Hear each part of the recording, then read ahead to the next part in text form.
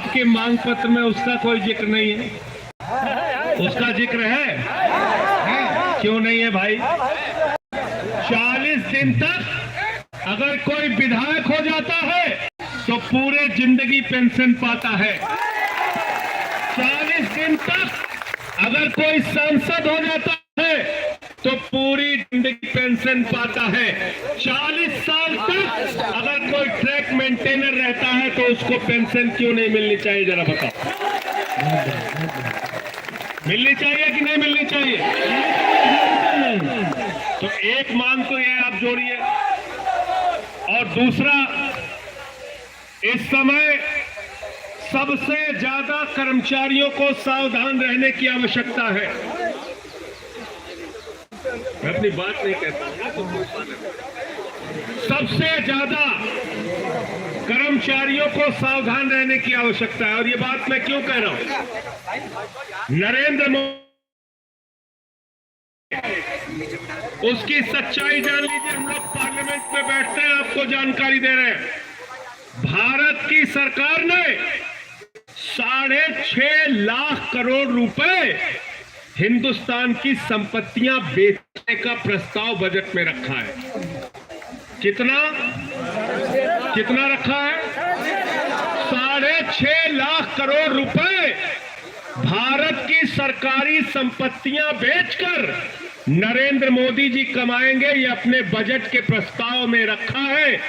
और वो कह रहे हैं हम रेल बेचेंगे, हम सेल बेचेंगे, हम कोल इंडिया बेचेंगे, हम एयरपोर्ट बेचेंगे, हम एफसीआई बेचेंगे, हम एलआईसी बेचेंगे, हम बिजली बेचेंगे, हम पानी बेचेंगे, पीसीएल बेचेंगे, हम पूरा हिंदुस्तान बेचेंगे। कर्मचारियों को यह कहना होगा, कर्मचारियों को यह कहना होगा कि हम भारत की संपत्ति को बिकने नहीं देंगे। वो लोग सपूत कहलाते हैं जो माँ बाप की संपत्ति को बढ़ाते हैं, और जो माँ बाप की संपत्ति को बेचते हैं उनको क्या कहते हैं? सपूत कहते हैं। जोर से बोलिए। तो एक कपूत सरकार देश के अंदर चल रही है, आपकी संपत्तियों को बेचने का काम कर रही है। आप इसमें लिखिए, हम सरकारी कंपनियों का निजीकरण नहीं होने देंगे। और एक चीज और याद रखना, यह आरक्षण की व्यवस्था अगर सरकारी विभाग ही नहीं रहेगा तो खत्म हो जाएगी अपने आप। फिर कहाँ रहेगी आरक्षण की व्यवस्था? अपने आप खत्म हो जाएगी। और अब तो सवर्णों को भी करना पड़ेगा क्योंकि तुम्हारा भी आरक्षण हो गया। इसलिए अब ये अगला पिछड़ा मत करना सब लोग। मोदी जी ने सवर्णों के लिए ईडब्ल्यू का जो आरक्षण किया है वो भी खत्म कर देंगे अगर इसको अडानी को बेच दिया। एयरपोर्ट को बेच दिया, अडानी को बेच दिया। कहते हैं भारत माता की जय, हम भारत की रेलवे बेचेंगे। कहते हैं भारत माता की जय, हम कोल इंडिया बेचेंगे। अरे बेईमानो, भारत माता की जय भारत की संपत्ति बढ़ाने से होगी, बेचने से होगी, बेचने से नहीं होगी। एक कमजोरी हमारी इन बेईमानों ने पकड़ रखा है। एक कमजोरी से सबको बाहर निकलना पड़ेगा। कर्मचारी हो, मजदूर हो, किसान हो, नौजवान हो, व्यापारी हो, माताएं बहनें हो, जाति धर्म की कमजोरी से बाहर निकलिए और अपने मुद्दों पर लड़ाई लड़िए। जिंदाबाद। हमको कहना होगा कि हम शिक्षा के नाम पर राजनीति करेंगे, हम स्वास्थ्य के नाम पर राजनीति करेंगे, हम सरकारी कर्मचारियों की एकता और उनकी तरक्की के नाम पर राजनीति करेंगे। बताओ, हिंदुस्तान में कौन सी संस्था है जहां पे 400 लोग सालाना मार दिए जाते हैं और सरकार उनको पूछती नहीं? इसकी लड़ाई सिर्फ आज जंतर मंतर पे नहीं होगी, इसकी लड़ाई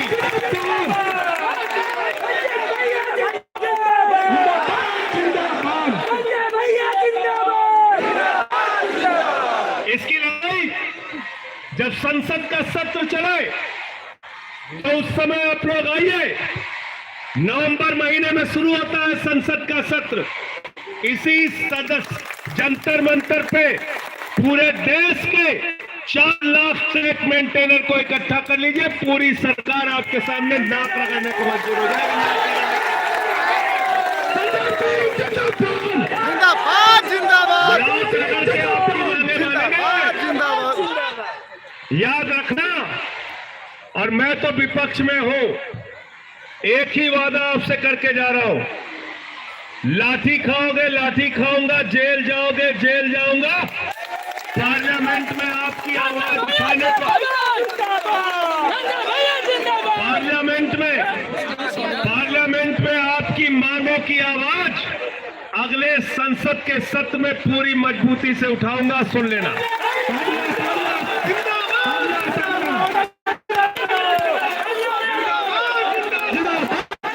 कोई ऐसा मुद्दा नहीं बचा, कोई ऐसा मुद्दा नहीं बचा जिसके मामले को लेकर मैंने पार्लियामेंट में आवाज न उठाई, और खास तौर से कर्मचारियों का मुद्दा।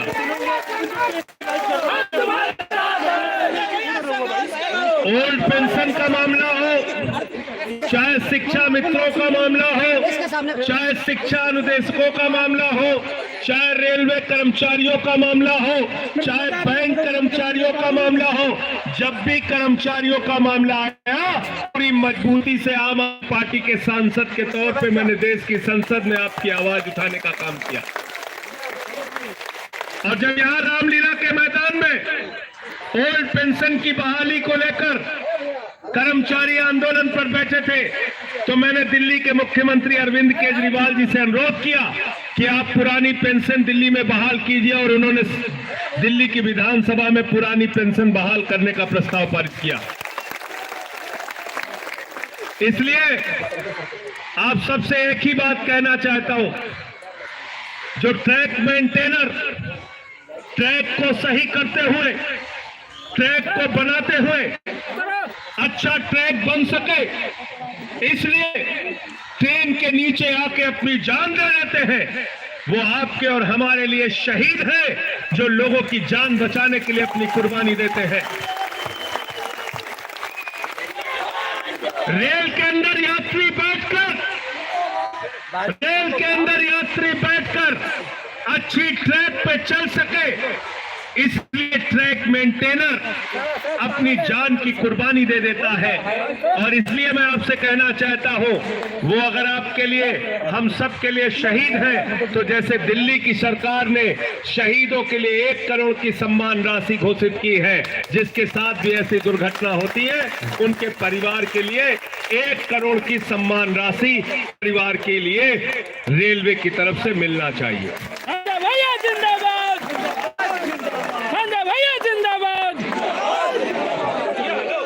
प्रमोशन की जहां तक बात है,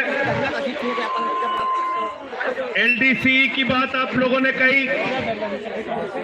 अगर आप नौकरी कर रहे हैं तो प्रोन्नत तो उसका हिस्सा है, तो उसका हिस्सा उसको प्रमोशन मिलना ही चाहिए, जो रेलवे के ट्रैक मेंटेनर के तौर पे भर्ती होता है। और ऐसा नहीं है, मैं ये कह सकता हूं, भारत सरकार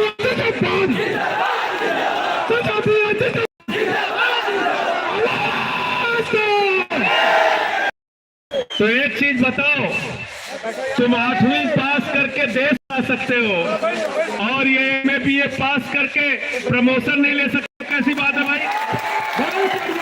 कैसी बात है ये? तुम 8वीं 10वीं पास करके अंगूठा टेक होके भी देश चला सकते हो, मंत्री बन सकते हो, मुख्यमंत्री बन सकते हो, केंद्र सरकार में मंत्री बन सकते हो। अरे ये तो पढ़े लिखे लोग हैं, इनको भी प्रमोशन मिलना ही चाहिए। इस मांग के समर्थन में इसलिए एक बात मैं जरूर कहना चाहूंगा, एक अंतिम बात आपसे जरूर कहना चाहूंगा। 4 साल 11 महीने तक आप लोग इंसान रहते हैं, जैसे ही चुनाव आता है कोई हिंदू हो जाता है, कोई मुसलमान हो जाता है, कोई ठाकुर हो जाता है, कोई ब्राह्मण हो जाता है, कोई यादव हो जाता है, कोई दलित हो जाता है, कोई पिछड़ा हो जाता है। ये काम बंद कर दो, ये काम अब नहीं चलेगा। सारे के सारे 4 लाख ट्रैक मेंटेनर कर्मचारी हैं और जो हमारा हक नहीं देगा हम उसके खिलाफ वोट देंगे। ये प्रस्ताव पारित करो। तब डरेंगे तुमसे, तब डरेंगे। इन बेईमानों को मैं अच्छी तरीके से जानता हूं। अगर ये जान जाए कि 4 लाख परिवार हमारे खिलाफ वोट देने के लिए तैयार हो रहा है तो याद रखना, फिर कोई भी सरकार आपकी मांगे मानेगी और मानेगी, उससे कम में गुजारा नहीं होगा। तो इसलिए साथियों और दोस्तों, आज अंत में एक ही बात कह के अपनी बात को समाप्त करूंगा। नौजवान कहता है हमको नौकरी दे दो, सरकार कहती है पैसा नहीं है। किसान कहता है फसल का दाम दे दो, सरकार कहती है पैसा नहीं है। कर्मचारी कहता है पेंशन दे दो, प्रमोशन दे दो, सरकार कहती है पैसा नहीं है। माता कहती है बच्चों का दूध महंगा, इसको सस्ता कर दो, थोड़ी महंगाई तो कम कर दो, सरकार कहती है पैसा नहीं है। ये पैसा गया कहां साथियों, याद कीजिए।